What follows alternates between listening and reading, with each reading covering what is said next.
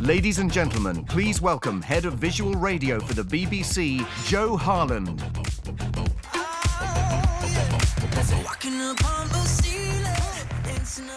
Good evening, my name's Joe Harland and I am the Head of Visual Radio for the BBC. So, what the hell is visual radio? That's telly, isn't it? No. My job is all about giving radio a new dimension, helping people interact with their favourite stations and stars in a whole new way. Now, trying to point cameras at radio is nothing new. But what is new is that YouTube has given us a global platform on which to share visual content. And today, I'm here to tell you how that's changed what we do at BBC Radio 1. For those of you who don't know, Radio 1 is the most influential music radio station of all time. Millions of listeners, global influence, and shaping the popular music landscape since 1967. It's the station that not only played Hendrix first, it's the one Jimi Hendrix made jingles for. Even on YouTube, I found ABBA made Radio 1 some jingles. It's a station with a cultural legacy extending to the present day. But Radio 1 faces a big challenge.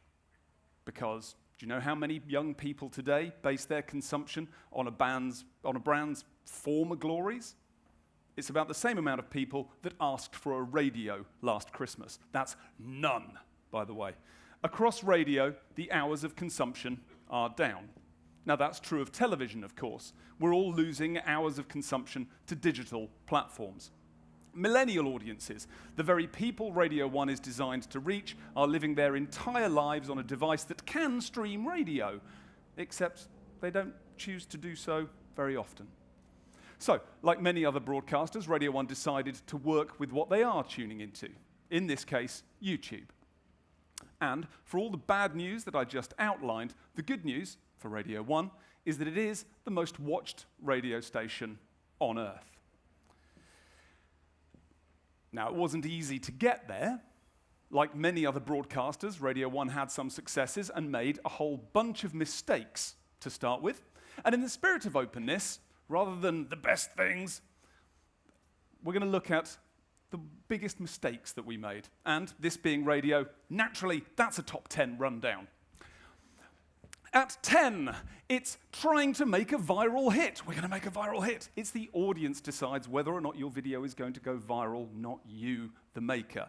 At 9, it's making an advert for your content, because everybody loves adverts, don't they? Love adverts, never skip them. At 8, it's ignoring the people that stand up and say don't make adverts and don't try to make viral hits in the first place. At 7, it's producing content at a production value worse than some of the YouTubers who film their videos in their bedrooms. At 6, it's doing the opposite of number 7 and blowing your entire budget on just one video because an experienced director told you that that's the way that Netflix make their shows, we should do ours that way. At 5, big mistake, disabling comments. After all, the last thing you want to be is publicly criticized, let alone have a conversation with them. At 4, disregarding what your audience is sharing in favor of deciding to push your own corporate message. At 3, it's believing that your brand is so big, viewers will find it wherever you release it. At 2, the second big mistake, having a video crash and burn and deciding that the audience, they just didn't get it. We'll do that video again. No, they've still not got it. We'll do it again. Still not got it again. Yeah, we'll do it again. Don't do that. And at number 1, the biggest mistake we ever made was having no proper plan at the start. No schedule for release, no plans for frequency of content, no reliable quality threshold, just sporadic, random acts of digital.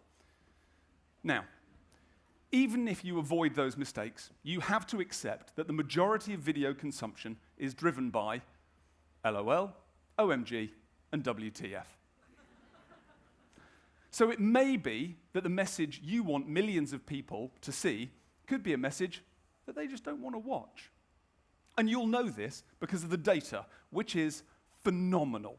Now, for radio, that was a big surprise, because in radio, listening figures are recorded using a diary and a pencil. And that data is released on a quarterly basis.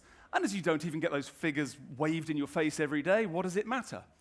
With YouTube, I know who is watching, when, where, how, and why. And so does everybody else in Radio 1. I know why a video is a hit, which allows us to replicate that success. I know why it's a failure, and that allows us to ensure that failure isn't repeated. I know device usage, location, duration, shareability. I know that the world's biggest hip-hop fan is from Bangui in the Central African Republic, because one viewer watches every hip-hop video we've ever made 500%. It's data that allowed Radio 1 to see 4 years ago that there were people called YouTubers. People that have the very best understanding of how to work with the platform because it's their livelihood. It was by working with Dan Is Not On Fire and Amazing Phil, among others, that Radio 1 set out to become the world's most watched radio station.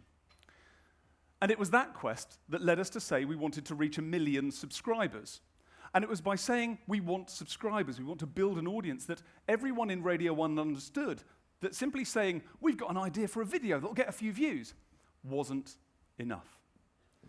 We learned that to build an audience, you have to have regular, quality content. You have to comment on your videos and incorporate that feedback into your output. And that filming either more than the audience can eat or causing them to go hungry limits your reach. And then to ensure that everyone understood we were serious, I refused to shave until we reached the target of 1 million subscribers. Yes, it's a gimmick, but when you're trying to get the entire staff of a business to understand your mission, it's a trick that works, even if you have to use very particular types of beard wax and you can only drink in public through a straw. The mission for Radio 1 continues, because no one in the world can say for certain how popular radio will be for future generations. I firmly believe that because of that, we have to fish where the fish are, and that we have to put the right content on the right platform at the right time. And if we do this, Radio 1 will be a name a new generation will think of as the best place in the world for new music entertainment. However, they are listening, watching, and sharing in the future. Thank you.